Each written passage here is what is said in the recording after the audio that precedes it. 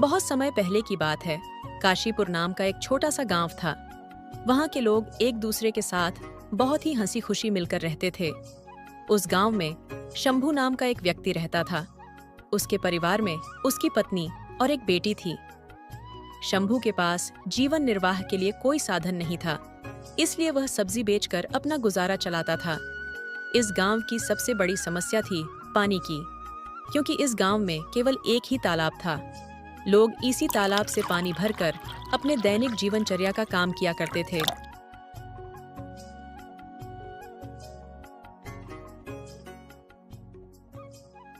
गांव में और कोई पानी का साधन न होने की वजह से गांव के लोगों को इसी तालाब पर निर्भर रहना पड़ता था। हालांकि गांव के लोग अपने इस जिंदगी से खुश थे। कुछ समय यूं ही हंसी खुशी बीत जाता है, लेकिन एक दिन जब गांव के कुछ लोग तालाब पर पानी भरने जाते हैं, तो देखते हैं कि तालाब के पानी पर बड़े बड़े मगरमच्छों ने कब्जा कर लिया है।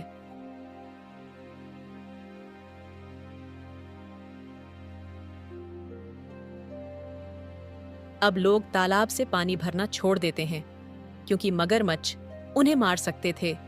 थोड़े दिन बाद लोगों ने हिम्मत करके उस तालाब से पानी लाने की कोशिश की, मगर तालाब के मगरमच्छ उन्हें भी मारकर खा गए। इस घटना से पूरे गांव में भय और हड़कंप मच गया। अरे देखो भाई लोग, तालाब के इन बड़े बड़े मगरमच्छों ने हमारे गांव के 2 लोगों को मार दिया। अगर ऐसा ही चलता रहा तो धीरे धीरे पूरा गांव ही खत्म हो जाएगा।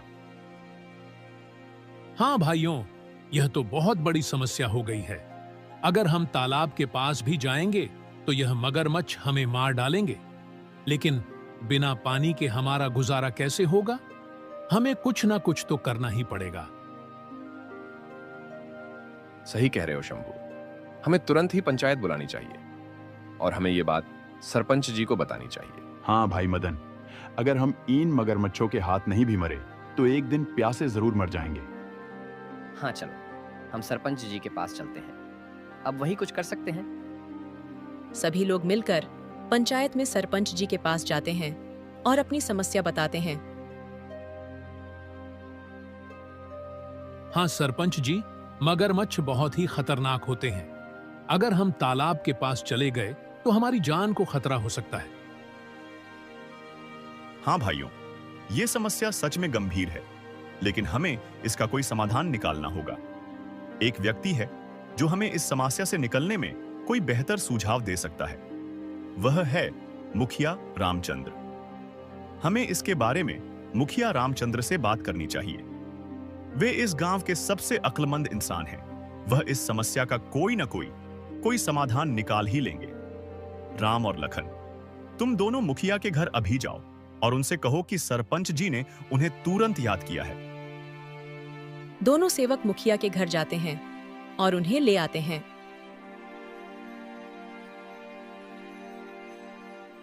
कहिए सरपंच जी, आपने मुझे कैसे याद किया? हमारे गांव के तालाब पर मगरमच्छों ने कब्जा कर लिया है और लोगों को पानी के लिए बहुत समस्या हो रही है। अब तुम उनकी समस्या का कोई ना कोई समाधान निकालो। मुझे तो कुछ समझ में ही नहीं आ रहा, आखिर उन मगरमच्छों से कैसे छुटकारा पाया जाए। मुखिया गहरी सोच में पड़ जाता है और फिर उसको एक उपाय सूझता है और वह सरपंच जी से कहता है। सरपंच जी, मगरमच्छों से लड़ना आसान नहीं है। हमें एक दूसरा तालाब बनाना होगा। यह काम आसान नहीं होगा, मगर हम सब मिलकर मेहनत करेंगे तो नया तालाब जल्दी ही बन जाएगा। मुखिया जी, आप बिल्कुल सही कह रहे हैं। हम सब मिलकर मेहनत करेंगे और नया तालाब बनाएंगे। हाँ, हमें मिलकर काम करना होगा। इस समस्या का यही समाधान है। हाँ चलो फिर कल से ही हम नया तालाब खोदने का काम शुरू करते हैं। सभी गांव वाले मिलकर काम करेंगे और पानी की समस्या से जल्द ही निजात पाएंगे। गांव वाले मुखिया जी के सुझाव से सहमत होते हैं और अगले दिन से ही तालाब खोदने का काम शुरू कर देते हैं। कुछ ही दिनों की मेहनत और मशक्कत के बाद आखिरकार गांव वालों ने मिलकर एक बहुत ही गहरा तालाब खोद लिया।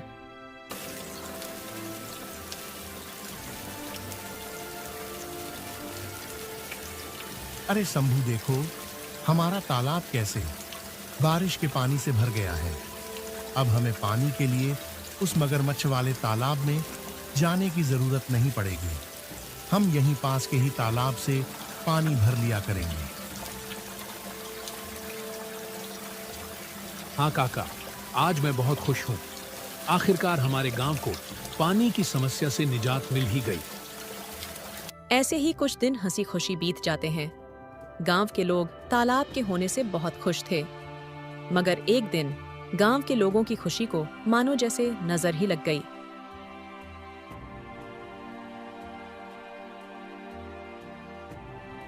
अजी सुनिए, जरा तालाब से मटकी भर ले आना, घर में पानी खत्म हो गया है।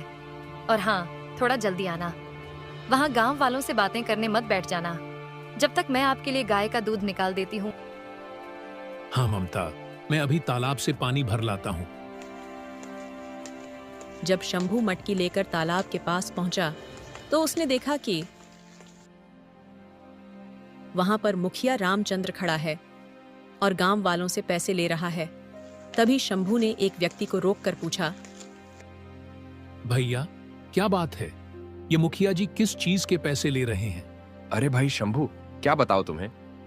ये मुखिया जी हम गांव वालों से इस तालाब के पानी का पैसा ले रहे हैं। इनका कहना है कि जिसे भी इस तालाब से पानी भरना है उसे पानी के पैसे देने होंगे, और जो पैसा नहीं देगा उसे पानी नहीं मिलेगा। अब भगवान जाने इस गांव में क्या कहर आने वाला है। अब शंभू जेकर तालाब के सामने मटकी लेकर खड़ा हो जाता है। जैसे ही तालाब से पानी भरने जाता है तो मुखिया उसे रोकते हुए कहता है, ए शंभू, तुम यह क्या कर रहे हो? अगर तुम्हें इस तालाब से पानी चाहिए तो तुम्हें पैसे देने होंगे। लेकिन यह तो गांव का तालाब है ना, तो फिर यहाँ से पानी भरने के पैसे क्यों देंगे? यह तो सरासर अन्याय है। ये नियम अब बदल गया है। यहाँ से पानी भरने के लिए अब हर किसी को पैसे देने पड़ेंगे। यह तालाब इस गांव का है, हम सब ने मिलकर इसे खोदा है। तुम यहाँ से पानी भरने के पैसे कैसे ले सकते हो? यह बिल्कुल गलत है। ये नियम अब बदल चुका है। तुम मुझे मत सिखाओ। जो भी पैसे नहीं देगा उसे यहाँ से पानी नहीं मिलेगा। मैं इस मामले को सरपंच जी के पास लेकर जाऊंगा। तुम्हें इसका जवाब देना होगा। जाओ जाओ, जमींदार साहब के पास जाओ। लेकिन एक बात याद रखना, तुम्हारे परिवार को इसके गंभीर परिणाम भुगतने पड़ सकते हैं। तो जो भी करना थोड़ा सोच समझ कर करना, समझे? मेरी शिकायत करने से पहले एक बार अपने परिवार के बारे में भी सोच लेना। रामचंद्र से पंगा लेना तुम्हारे परिवार पर भारी पड़ सकता है। ठीक है, आज तो मैं पैसे दे देता हूं, लेकिन याद रखना तुम्हें इसकी सजा जरूर मिलेगी। शंभू ने मजबूरी में रामचंद्र को पैसे दिए और पानी भरकर अपने घर चला गया।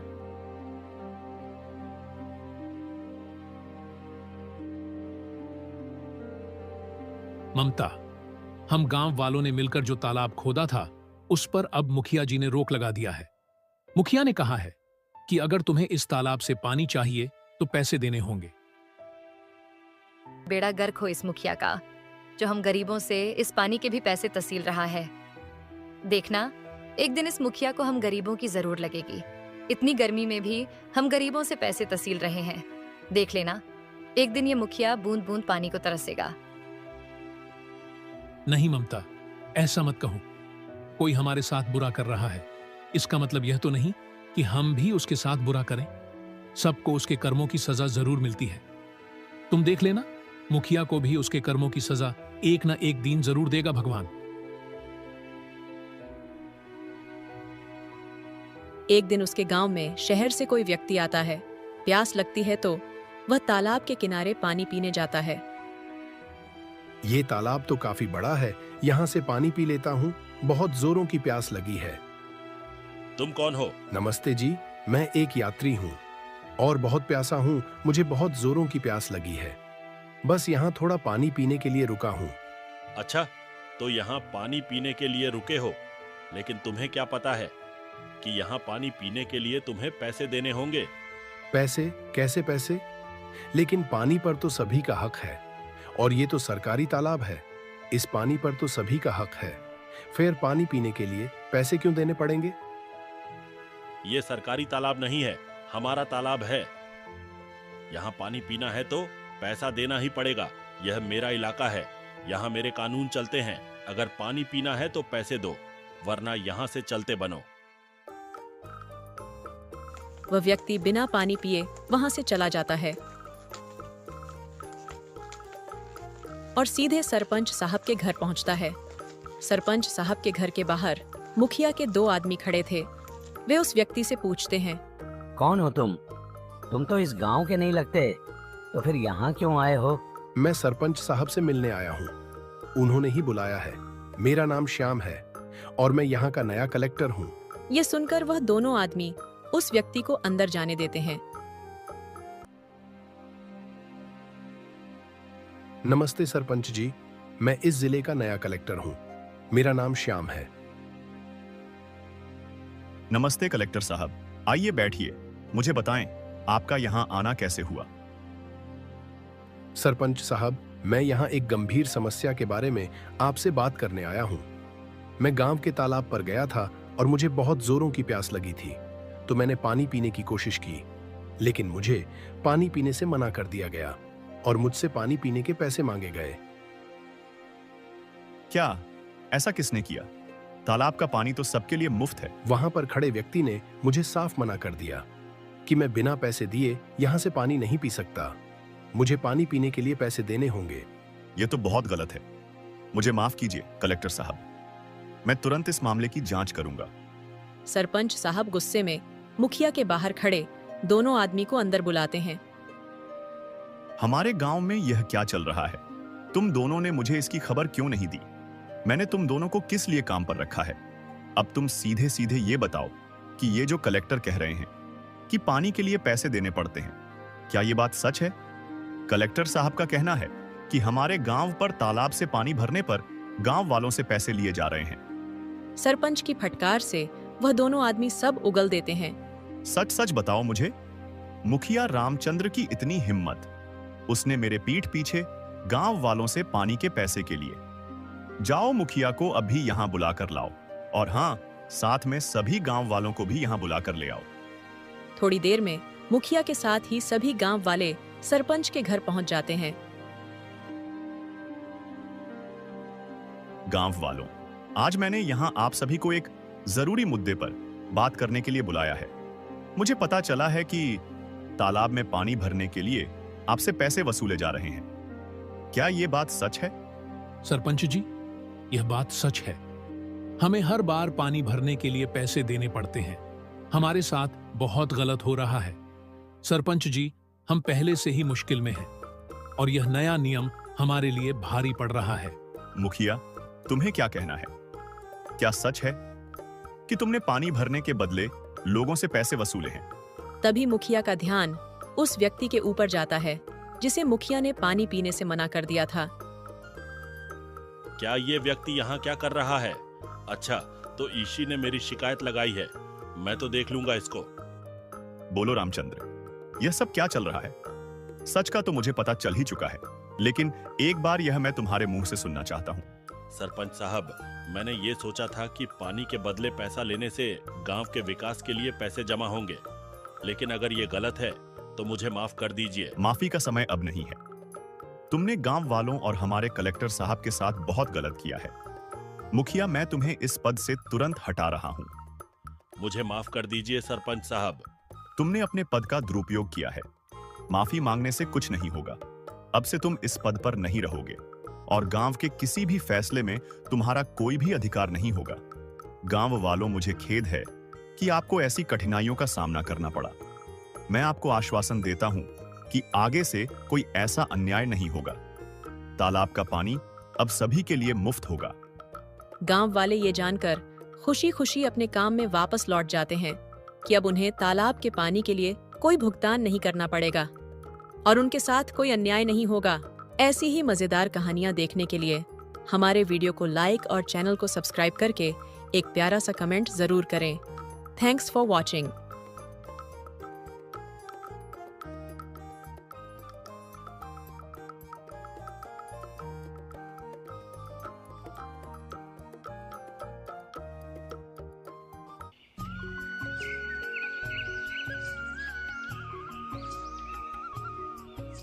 बहुत समय पहले की बात है। जामनगर में एक गरीब किसान रहता था जिसका नाम हरिया था। हरिया की आमदनी ज्यादा नहीं थी, इसलिए उसके दिन बहुत ही गरीबी में बीतते थे। उसके घर में सिर्फ उसकी पत्नी शारदा थी। शारदा स्वभाव से बहुत लालची और कंजूस थी। हरिया उतने पैसे कमा नहीं पाता था जितना उसकी पत्नी चाहती थी। अजी देखिए ना, पड़ोस की सारी औरतें रोज नई नई साड़ियां पहनती हैं, लेकिन आप हो जो मुझे कुछ लाकर नहीं देते। मैं गरीबी से तंग आ गई हूँ और आप हो जो कुछ कमाने की कोशिश नहीं करते। ना जाने हमारे अच्छे दिन कब आएंगे। हमने कौन सा पाप किया है जो मुझे ये दिन देखने पड़ रहे हैं। मैं तंग आ गई हूँ इस गरीबी से। अरे भाग्यवान, लेकिन मैं क्या करूं? मैं जितना भी कमाता हूं, मेरी उतनी कमाई तो घर के खर्चे में ही चला जाता है। मैं कोशिश तो कर ही रहा हूं ना। तुम चिंता मत करो, अगले हफ्ते मैं तुम्हारे लिए नई साड़ी ला दूंगा। हरिया रोज की तरह अपने खेतों में काम करने चला जाता है। हरिया के पड़ोस में बिरजू नाम का एक किसान रहता था। बिरजू एक सीधा साधा और मेहनती इंसान था। सब्जी बेचकर अपना जीविका चलाता था। बिरजू के सब्जियों की बहुत मांग थी। उसके सब्जी के ठेले पर हमेशा भीड़ लगी रहती थी। बिरजू के सब्जियों की बिक्री बहुत ज्यादा होती थी, इसलिए उसकी कमाई भी अच्छी खासी हो जाती थी। एक दिन हरिया की पत्नी के मन में एक बात आती है। क्यों ना मैं बिरजू भैया जाकर से पूछूं कि वो इतनी भाग्यशाली कैसे हैं, इनके पास इतने ग्राहक कैसे आते हैं और इनकी सारी सब्जियां हाथों हाथ बिक जाती हैं, और वो धीरे धीरे इतने अमीर कैसे होते जा रहे हैं। ये सोचकर वह बिरजू की दुकान पर जाती है।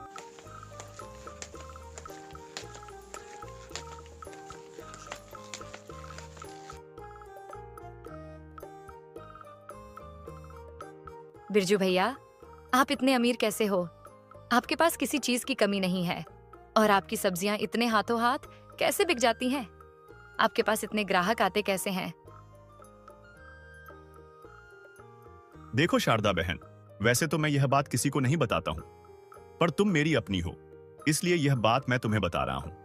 मेरे घर के पीछे वाले बगीचे में एक जादुई कद्दू का पौधा है। मैं उस पौधे की बहुत सेवा करता हूं और उसकी सब्जियां तोड़ता हूं और सभी सब्जियों के साथ बेचता हूं। इसी कारण मुझे अच्छा मुनाफा होता है। इतना सुनकर हरिया की पत्नी वहां से चली जाती है। हरिया की पत्नी के मन में लालच आ जाता है। वह कद्दू के पौधे को अपने घर में लगाने का सोचने लगती है। हरिया की पत्नी रात होने का इंतजार करने लगती है। रात होते ही शारदा अपनी पति हरिया के साथ बिरजू के बगीचे में उस कद्दू के पौधे को चुराने के लिए जाती है। जैसे ही शारदा पौधे को उखाड़ने जाती है, तभी वहां एक साधु प्रकट हो जाते हैं और उनसे कहते हैं,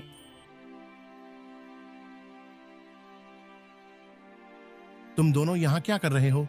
मैंने यह पौधा बिरजू की ईमानदारी, मेहनत और लगन को देखकर उसे दिया है। तुम इसे यहां से नहीं ले जा सकते। तुम्हारे मन में लालच है। अगर तुम इसे छूओगे तो नष्ट हो जाओगे। साधु महाराज, हम पर भी कृपा करें। हम भी बहुत गरीब हैं और मैं भी अपनी जिंदगी बिरजू भैया की तरह आराम से बिताना चाहती हूँ। हम पर भी कृपा करें और अपना आशीर्वाद दें। मेरे पति की आमदनी बहुत कम है, जिससे हमारा गुजारा अच्छी तरह से नहीं हो पाता। ठीक है, मैं तुम्हें जादुई घड़ा देता हूं। तुम्हें जब भी लगे कि तुम्हारे पास पैसे की कमी है और तुम चिंता में हो, तब जादुई घड़े को घुमाना, तब इस घड़े से सोने के सिक्के निकलेंगे। पर याद रखना, जब तुम्हारे पास कोई चीज की कमी ना हो, तब इसे घुमाएंगे तो यह घड़ा नष्ट हो जाएगा। फिर साधु बाबा ने उन्हें जादुई घड़ा दे दिया। फिर दोनों पति पत्नी खुशी खुशी घर वापस आ गए। जब भी उन्हें पैसे की कमी होती थी, तो वह जादुई घड़े से सोने का सिक्का निकालकर बेचते थे और अपनी जरूरत को पूरा करते थे। वह इसी तरह धीरे धीरे बहुत अमीर हो गए और वे बहुत खुश रहने लगे। मगर उनके मन में लालच बढ़ जाती है। फिर उन्हें उस घड़े से पैसे निकालने की जरूरत भी नहीं पड़ती है। पर एक दिन की बात है, हरिया की पत्नी ने सोचा, अगर ऐसे ही जादुई घड़ा रखा रहेगा तो उसकी जादुई शक्तियां खत्म हो जाएंगी। क्यों ना मैं उस घड़े के सारे सिक्के एक ही बार में निकाल लूं। शारदा ने सोने के सिक्के निकालने के लिए जादुई घड़े को घुमाया, पर उसमें से एक रोशनी निकली और सारी खरीदी हुई चीजों को नष्ट कर दिया। यह देख शारदा बहुत ही दुखी हो जाती है और उस साधु बाबा के पास जाती है। तभी वहां साधु बाबा प्रकट हुए और बोले, यह सब तुम्हारी लालच की वजह से हुआ है। इस दुनिया में मेहनत से ज्यादा कोई भी जादुई शक्तियां नहीं होती हैं। तुम किसी भी काम को मेहनत और लगन से करोगे तो तुम्हें सब कुछ मिलेगा जो तुम चाहते हो। मुझे माफ कर दीजिए साधु महाराज, मैं पैसे की लालच में अंधी हो गई थी। अब माफी मांगने से क्या होगा बेटी, गया हुआ कभी लौटकर वापस नहीं आता। इतना कहकर साधु महाराज वहां से अदृश्य हो जाते हैं। अगर हमारी कहानी आपको पसंद है तो वीडियो को लाइक और चैनल को सब्सक्राइब करके एक प्यारा सा एक कमेंट अवश्य करें। Thanks for watching.